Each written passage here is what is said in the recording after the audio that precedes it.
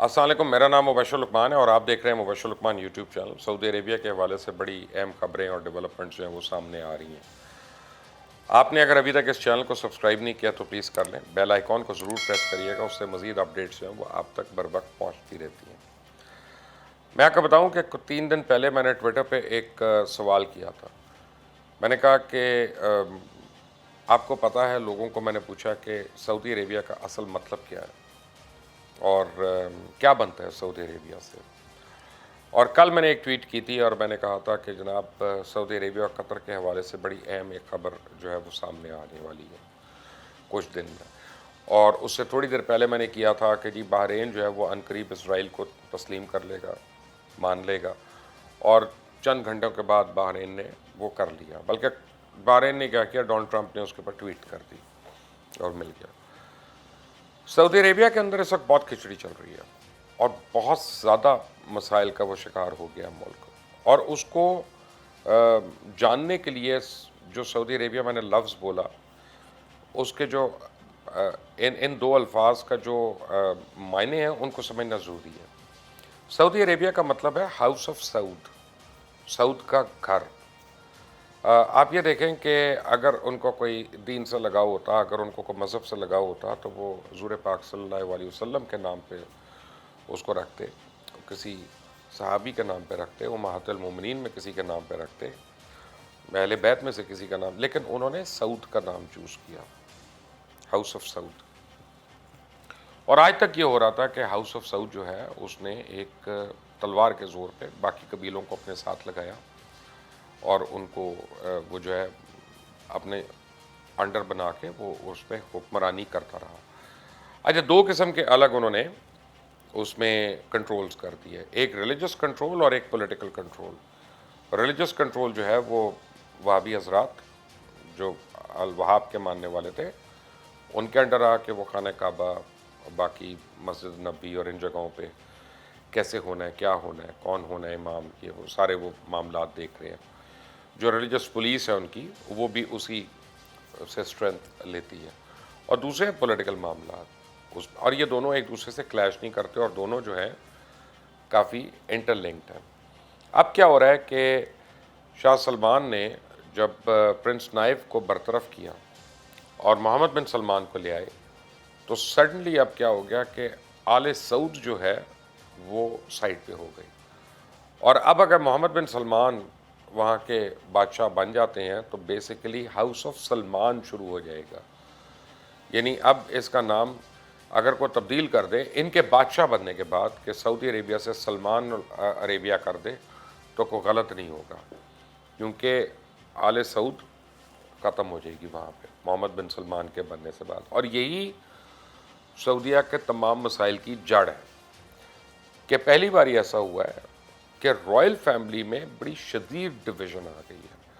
اور یہ تو ایک فطری سی بات ہے نا کہ اگر کوئی میرا بھائی کو بادشاہ بن رہا ہے یا خلیفہ بن رہا ہے اور وہ یعنی ولدیت کی وجہ سے بن رہا ہے، تو ہو سکتا ہے میں کوشش کروں کہ یار اس کی جگہ میں بن جاؤں، میرا کوئی اور چھوٹا بھائی ہے یا بڑا بھائی ہے وہ کوشش کرے نہیں میں بن جاؤں، یہ تو صحیح نہیں ہے۔ تو وہ ایک کینڈیڈیٹس کے بیچ میں تو انٹریگس ہو سکتی ہیں، لیکن یہ پہلی بار ہے کہ پورے قبیلے کے خلاف ایک انٹریگ ہو رہی ہے،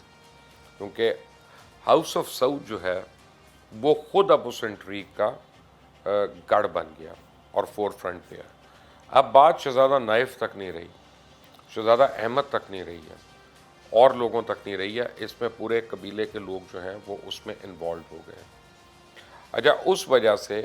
ان کو آرام سے ختم بھی نہیں کیا جا سکتا، ان کو آرام سے خریدا بھی نہیں جا سکتا، ساروں کے پاس وہی طاقت ہے، ساروں کے پاس وہی پیسہ ہے، ساروں کے وہی روابط۔ اچھا، یہ جو عرب ممالک ہیں ان کو سمجھنے کی ضرورت ہے، یہ اپنے قبائل کے اندر رہتے ہیں اور یہ قبائل کے اندر جو ہے وہ اپنی اسٹرینتھ ڈرائیو کرتے ہیں۔ آپ کو میں ایک بڑے پرانی ایک بات بتاؤں کہ حضرت ابو طالب جو تھے، حضرت ابو طالب کو ایک بہت بڑی ایڈوانٹیج تھی کہ وہ ہاشمی ٹرائب کے سردار تھے۔ جب اہل قریش جو تھے وہ رسول پاک محمد صلی اللہ علیہ وسلم کے خلاف کوئی انٹریگ کرنا چاہتے تھے،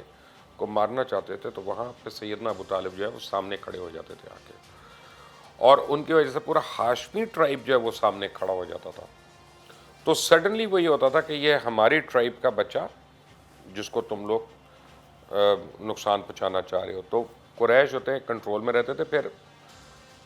بڑے سالوں کے بعد انہوں نے کہا کہ جی اب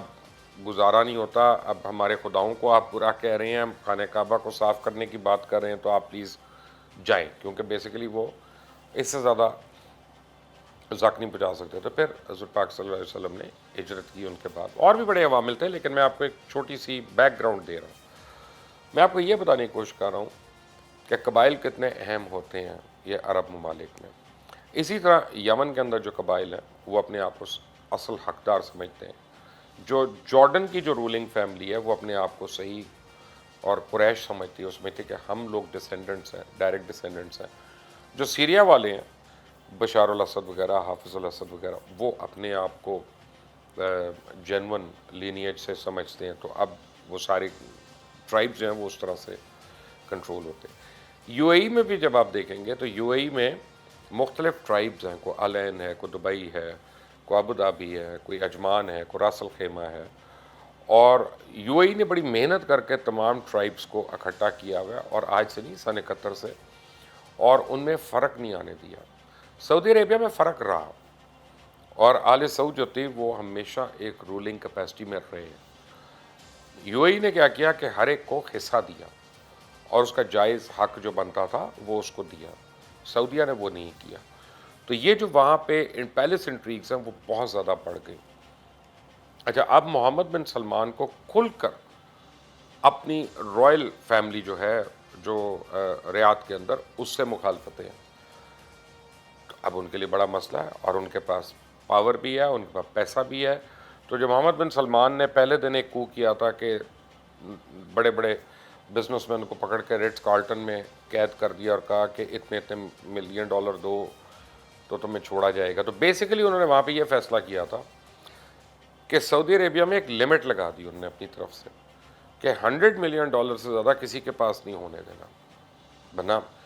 آپ اور ہم تو ڈالر جمع کرتے ہیں نا, کوئی یورو جمع کرتا ہے, تو کوئی زمین لے لیتا ہے, اس طرح جمع کرتا ہے. تو ان کے متعلق کہا جاتا ہے, سعودی شہزادوں کے متعلق,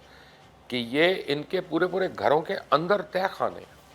اور ان تہ خانوں میں بڑی بڑی تجوریوں, اور ان تجوریوں میں جواہرات, اور ان تجوریوں میں سونے, اور ان سونے کی اینٹیں, اور پتہ نہیں لا تعداد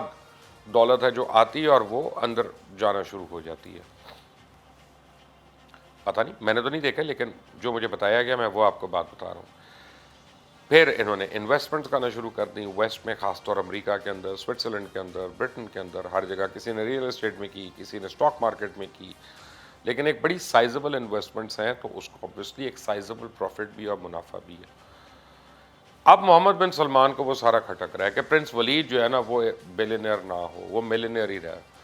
پرنس فلاں فلاں جو ہے وہ بلینئر نہ ہو, $5-10 بلین اس کے پاس, وہ سٹی بینک جا کے اس نے خرید لیا ایک نے, وہ ایسا نہیں ہو, وہ ان کے تابع رہے. کیونکہ جب زیادہ پیسہ ہوتا ہے تو انٹریگس ہوتی ہیں, لوگ پال سکتے ہیں, وہ گارڈز رکھ سکتے ہیں, سب کچھ ہوتا ہے یہ وہ. اچھا, اب آپ کو میں ذرا فاسٹ فارورڈ لے کے جا رہا ہوں. باب وڈورڈ کی ایک کتاب آنے والی ہے اگلے ہفتے. باب وڈورڈ کی جو کتاب ہے, جس کے اقتباسات جو ہیں سامنے آنا شروع ہو گئے ہیں مختلف امریکن میڈیا میں, وہ یہ کہتے ہیں کہ ڈونلڈ ٹرمپ نے باب وڈورڈ کو خود کہا کہ ہاں ٹھیک ہے, خشوگی کے معاملے پہ, یعنی پورے کانگریس کے لوگ یہ سمجھتے ہیں کہ جو ٹریگر تھی یا جو آرڈرز تھے وہ محمد بن سلمان نے دیے جمال خشوگی کو مارنے کے, جو ٹرکی میں کونسلیٹ کے اندر یا ایمبسی کے اندر ہوا تھا. تو ٹرمپ نے باب وڈورڈ کو یہ سمجھانے کی کوشش کی کہ میں نے بہت دفعہ بچایا, بلکہ کوٹ ان کوٹ یہ ہے کہ I have saved M B S S, اور انہوں نے کہا کہ میں نے اس کو بہت دفعہ بچایا, اور ہمیں اس کو بچانا ہے کیونکہ ان کا بڑا کنٹرول ہے, ان کا بڑا ہولڈ ہے, وہ بادشاہ ہیں, اور وہ مسلم ورلڈ کو, مسلم امہ کو لیڈ کرتے ہیں,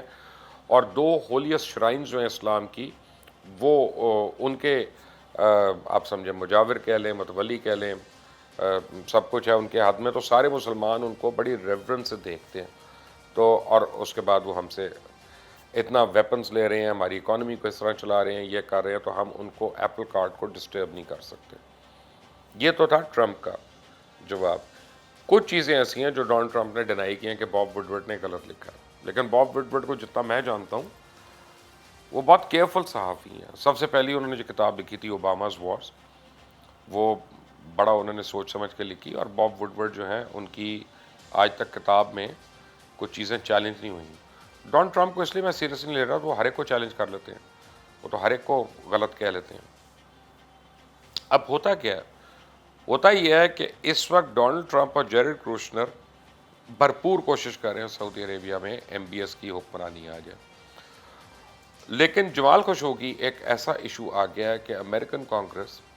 اور سینٹ وغیرہ جو ہے وہ بالکل اس سے متنفر ہے، اور اس وجہ سے لگتا ہی ہے بظاہر کہ سی آئی اے اور اسٹیبلشمنٹ جو ہے امریکہ کی وہ ایم بی ایس کے خلاف کام کر رہی ہے، اور وہ محمد بن نائف کو سپورٹ کر رہی ہے وہاں پہ آنے کے لیے. اب اگر ڈونلڈ ٹرمپ الیکشن ہار جاتے ہیں تو ایم بی ایس کے لیے مشکلات کا پہاڑ کھڑا ہو جاتا ہے، اور اگر الیکشن جیت جاتے ہیں تو آبویسلی بہت آسانیاں بھی ہو جاتی ہیں. پھر ایم بی ایس کھل کر اپنے مخالفین کو اکھاڑ پچھاڑ کر سکتے ہیں یہ وہ. لیکن باب وڈورڈ کی یہ جو کتاب ہے یہ بڑی انسائٹ سٹوریز دے رہی ہے، اور خاص طور محمد بن سلمان کے اوپر. لیکن میں ہر اس آدمی کو جو مڈل ایسٹ کو دیکھنا چاہتا ہے اس کو میں بتانا چاہتا ہوں کہ پہلے سعودی عربیہ کا مطلب سمجھ لے، اور پھر سمجھ لے کہ محمد بن سلمان کی اتنی مخالفت کیوں ہو رہی ہے. اچھا، محمد بن سلمان ہو سکتا ہے بہت اچھے آدمی ہو سکتا ہے بڑے قابل آدمی ہو سکتا ہے بہت پروگریسو آدمی، میں ان کو ذاتی طور پہ نہیں جانتا تو میں ان کو لائک اور ڈس لائک نہیں کر سکتا، لیکن میں ان کی پالیسیز پہ اختلاف کر سکتا ہوں یا اس کو ایگری کر سکتا ہوں. اور فی الحال مجھے یہ لگ رہا ہے کہ محمد بن سلمان نے جو ہے سعودی عربیہ کو ایک آگ کے اندر جھونک دیا، اور سعودی عربیہ کی جو سوورینٹی تھی وہ کمپرومائز ہو گئی. اور خاص طور پہ جس طرح سے یمن کے اندر قتل عام ہوا اور بے انتہا وہاں پہ مرد، عورتیں، بوڑھے، بچے یہ سب شہید ہوئے، اور جس طرح نسلیں تباہ ہو گئیں وہاں پہ ایک لحاظ سے وار ریڈن ہو گئیں، کسی کوئی گنجائش نہیں. اور ٹرمپ اس پہ اتفاق کرتے ہیں کہ ہم نے ایم بی ایس کو یمن کے اندر مدد کی، اور یمن میں کیا کچھ نہیں ہوا یہ آپ کو بھی پتہ ہے، ہمیں بھی پتہ ہے، حالانکہ عرب میڈیا اس کو بہت کم رپورٹ کرتا ہے. تو صورتحال اس وقت یہ ہے کہ جو ہاؤس آف سعود سے ہاؤس آف سلمان کی ٹرانزیشن ہے یہ سعودی عربیہ کو نہیں ہضم ہو رہی. اب وہ ہر چیز جو ہے، ہر فیصلہ محمد بن سلمان کا، وہ اس پہ تانا یہی ہے کہ یہ ہمارا بندہ نہیں ہے. وہ چاہے وہ عورتوں کو ڈرائیونگ لائسنس دینے کے لیے ہو، چاہے کسی کو ووٹنگ رائٹ دینے کے لیے ہو، چاہے کفالت ختم کرنے کا ہو، چاہے ڈائریکٹ انویسٹمنٹ ہو، چاہے ارامکو کو آئی پی او کرنا ہو اور اس کے شیئرز جو ہیں بیچنا ہو، چاہے اسرائیل سے کوئی بات چیت ہو یا اسرائیل کو اجازت دینا کہ اس کے جہاز جو ہیں وہ کراس کر کے وہاں سے دوسرے ممالک میں جائیں، جیسے انڈیا میں یا کسی اور جگہ پہ، یا دوسرے ممالک سے وہ جہاز جو ہیں سعودی عربیہ کے اوپر سے ایئر سپیس یوز کر سکے. تو ہر وہ فیصلہ جو ایم بی ایس کر رہے ہیں اس وقت ان کے گلے میں پڑ رہا ہے. اب دیکھنا یہ ہے کہ پیلس انٹریگز جو ہیں یہ اتنی پرسسٹنٹ ہو رہی ہیں، اور جمال خشوگی لے لیں، جبری لے لیں جس نے ادھر کیسز کر دیے. پھر ایم بی ایس کا اپنا ٹیمپرامنٹ ایسا ہے کہ کبھی کینیڈا سے لڑائی ہو جاتی ہے، کبھی جرمنی سے خفا ہو جاتے ہیں، کبھی پاکستان کو آنکھیں دکھانا شروع ہو جاتے ہیں، ایران سے تو ویسے ہی وہ حالت جنگ میں ہی رہتے ہیں، وہ چاہے کھانا بھی کھا رہے ہوں تو وہ جو ہے M B S is not having many friends at different levels.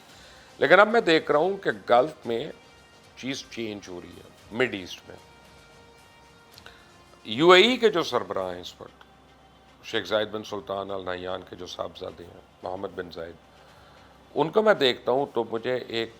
وہ آدمی نظر آتا ہے جو ہر طرح ایک اس کا سالڈ ویژن ہے، اور جو ہر ایک کو اپنے ساتھ لے کے چلنا چاہ رہے ہیں. وہ مذہب سے اوپر چلے گئے، رنگ و نسل سے اوپر چلے گئے، قبائل سے اوپر چلے گئے، اور وہ انسان کی اہلیت پہ ان کو اپنے ساتھ جوڑنے. اور یہی وجہ ہے کہ یو اے ای سڈنلی پچھلے کچھ سالوں میں اس نے ایک لیڈنگ رول جو ہے اور لیڈنگ پوزیشن جو ہے وہ پورے مڈل ایسٹ کے اندر لے لی ہے. یو اے ای کے اندر ہماری ہولی شرائنس نہیں ہیں جیسے سعودی عربیہ کے اندر ہے کہ خانہ کعبہ ہے، مسجد نبی ہے، روضہ رسول ہے، تو جن کو ان کی بڑی اسٹرینتھ ہے. لیکن مجھے لگتا ہے کہ آنے والے دنوں میں مڈل ایسٹ میں بڑا ایک اسٹرکچرل چینج ہونی ہے کہ جس میں پالیسی لیول پہ مڈ ایسٹ کو یو اے ای یا ابو دھابی کی گورنمنٹ جو ہے وہ لیڈ کرے گی اور سعودیہ جو ہے ان کو فالو کرے گا. آنے والے دنوں میں نے آپ کو کہا تھا کہ بہت بڑی خبر آپ کو دوں کہ as I speak to you right now اس وقت بہت زیادہ کوشش ہو رہی ہے کہ سعودی عربیہ اور قطر کے اندر حالات نارمل ہو جائیں, اور جتنی تیزی سے یہ ڈیولپمنٹس ہو رہی ہیں ہو سکتا ہے اگلے 2-3 ہفتے چند ہفتے کے اندر ہم سڈنلی ایک بیان دیکھیں کہ ہم تو بھائی بھائی ہیں اور ہم ایک ہو گئے اور سارے ڈفرینسز ہم نے بھلا دیے. اس سے سعودی عربیہ کو اور نقصان ہوگا. اس کی وجہ یہ ہے کہ سعودی عربیہ نے جب قطر سے لڑائی کی تو ایک بڑا ہارڈ سٹانس لیا, اور وہ ہارڈ سٹانس تھا ایون میاں نواز شریف کو اس کو بھگتنا پڑ گیا. میں ابھی بھی یہ سمجھتا ہوں کہ میاں نواز شریف کے آؤسٹر میں ایک بہت بڑا ریزن جو تھا وہ یہ تھا کہ انہوں نے سعودیہ اور قطر کی صلح کرانے کی کوشش کی, اور اوپر سے قطری خط آ گیا تو سعودیہ نے کہا ایسی کی تیسی, پھر وہ ہر جگہ سے اقامہ بھی نکل آیا تو وہ یہ بھی ہو گیا, تو سب کچھ آپ کے سامنے ہے. اور اس وقت بھی جو ہے وہ انہوں نے یعنی ان کی وجہ سے جو سعودیہ کے ایسٹس تھے یا ہیں انہوں نے قطر کے سامنے سٹینڈ لیا اور قطر کے انٹرسٹ کے سامنے سٹینڈ لیا, اور وہ اس کے سامنے سیسا پلائی دیوار بن گیا اور قطر کو انہوں نے کارنر کیا ہوا اکنامکلی. اب اگر سعودیہ انکنڈیشنلی دوبارہ اس پوزیشن پہ چلا جاتا ہے تو اس کے جتنے ایسٹس ہیں وہ سارے کے سارے ایکسپوز ہو جاتے ہیں اور ریڈنڈنٹ ہو جاتے ہیں. تو قطر سے لڑائی کا تو کوئی فائدہ نہیں, آبویسلی میں تو نہیں کبھی کسی لڑائی کو انڈورس کرتا, لیکن ان حالات میں